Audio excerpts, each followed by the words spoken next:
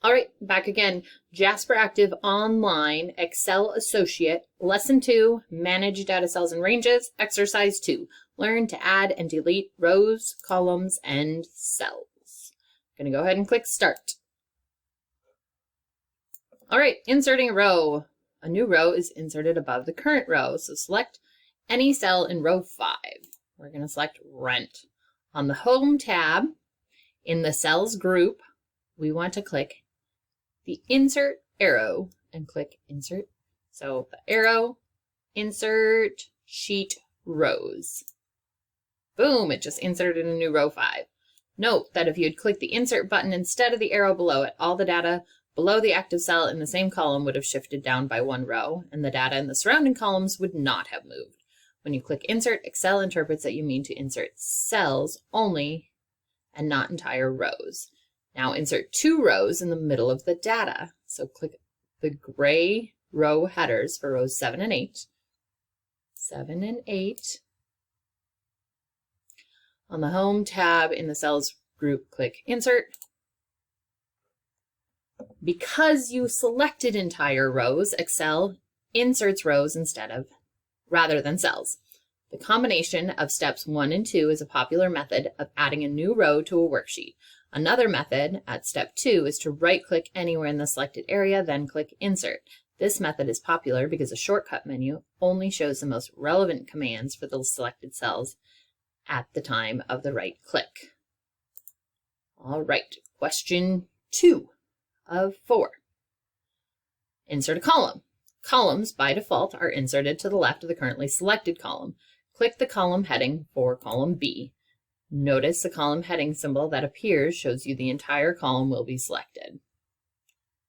Right, so when I arrow over it, it highlights the B. On the Home tab, in the Cells group, just click Insert. Hint, alternatively, on the Home tab in the Cells group, click the arrow for Insert and click Insert Sheet Columns. So that would be the other way to do it, but that's 2 clicks instead of 1. Takes more time. Question 3. This one's going pretty quick. Enter the following values. In cell A7, we're going to enter the value janitorial, if I can spell that correct. A8, vehicle. C7 is 100.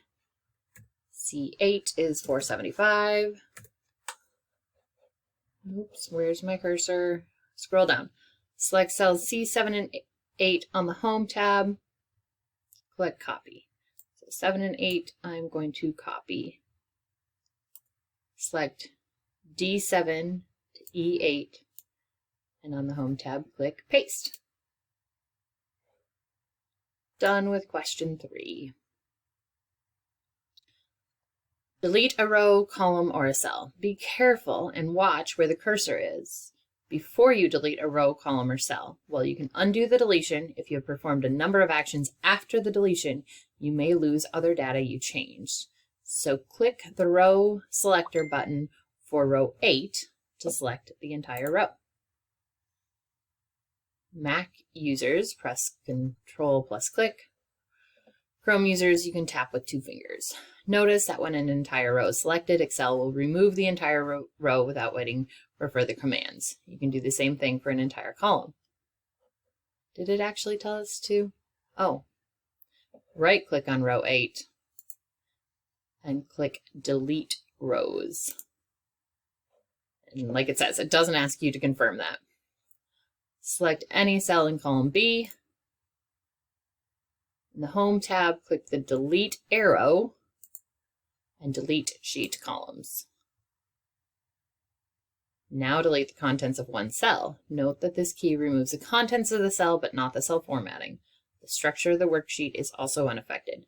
Now try to delete the entire cell. Select cell C8 and press Delete.